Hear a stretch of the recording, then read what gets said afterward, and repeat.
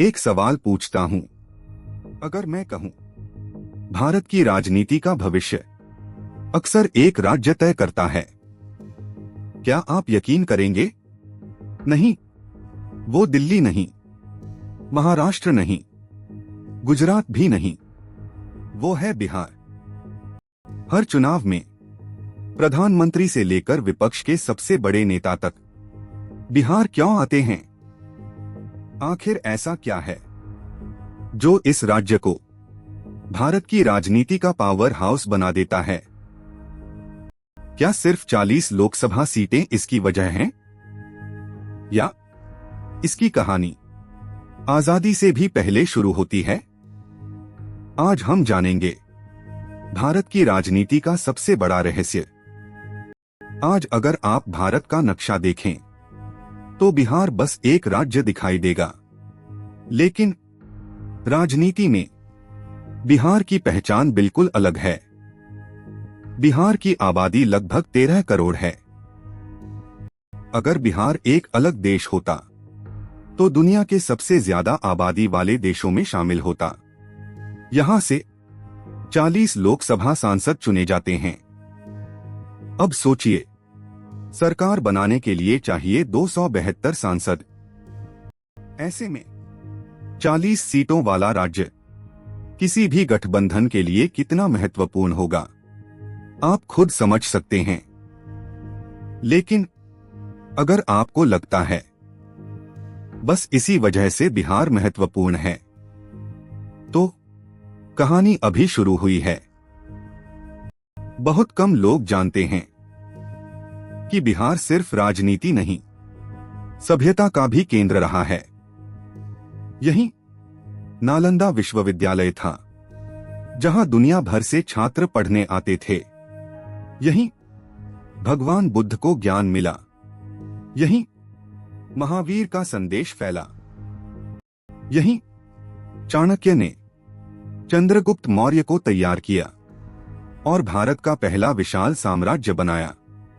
यानी नेताओं को तैयार करना बिहार की पुरानी परंपरा है। लेकिन आजादी के बाद बिहार ने भारत को सिर्फ राजा नहीं, किंग मेकर्स दिए। अब आते हैं 1974 पर। यह सिर्फ एक साल नहीं था, बल्कि भारत की राजनीति का सबसे बड़ा मोड़ था। महंगाई, भ्रष्टाचार, बेरोजगारी, इन सबके खिलाफ बिहार के छात्रों ने आंदोलन शुरू किया। फिर एक बुजुर्ग नेता इस आंदोलन से जुड़ते हैं, जयप्रकाश नारायण यानी जेपी। उन्होंने कहा, संपूर्ण क्रांति यानी पूरी व्यवस्था बदलनी होगी। लाखों लोग सड़कों पर उतर आए। बिहार का आंदोलन धीरे धीरे पूरे देश में फैल गया और एक साल बाद भारत में इमरजेंसी लग गई। लेकिन इमरजेंसी खत्म हुई तो यही आंदोलन देश की पहली गैर कांग्रेसी सरकार की सबसे बड़ी ताकत बना।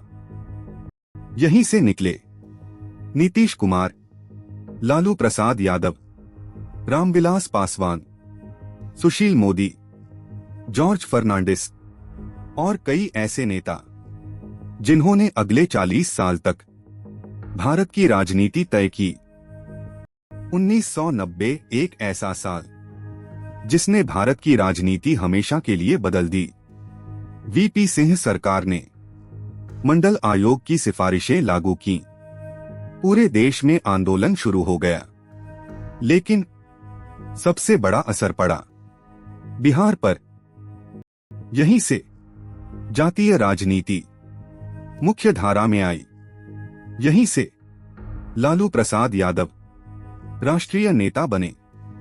उन्होंने सामाजिक न्याय की राजनीति को नई पहचान दी।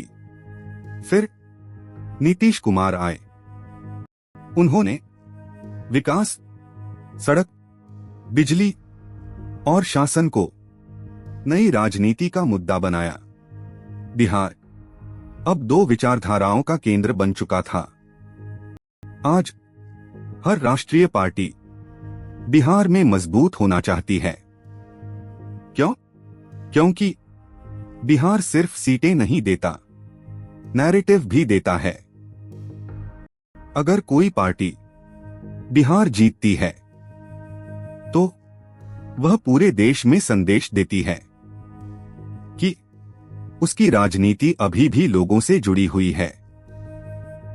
इसीलिए हर लोकसभा चुनाव, हर विधानसभा चुनाव और यहां तक कि एक छोटी सी बाई इलेक्शन भी नेशनल न्यूज बन जाती है। आज एनडीए, महागठबंधन और नई पार्टियां सभी बिहार में अपनी जगह बनाने की कोशिश कर रही हैं, क्योंकि सब जानते हैं बिहार हारने का मतलब सिर्फ सीटें हारना नहीं, नैरेटिव हारना भी है।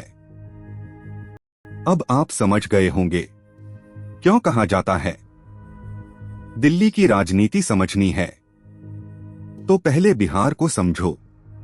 लेकिन सवाल अभी भी बाकी है, क्या आने वाले वर्षों में बिहार फिर एक बार भारत की राजनीति बदलने वाला है, या अब कोई दूसरा राज्य उसकी जगह ले चुका है?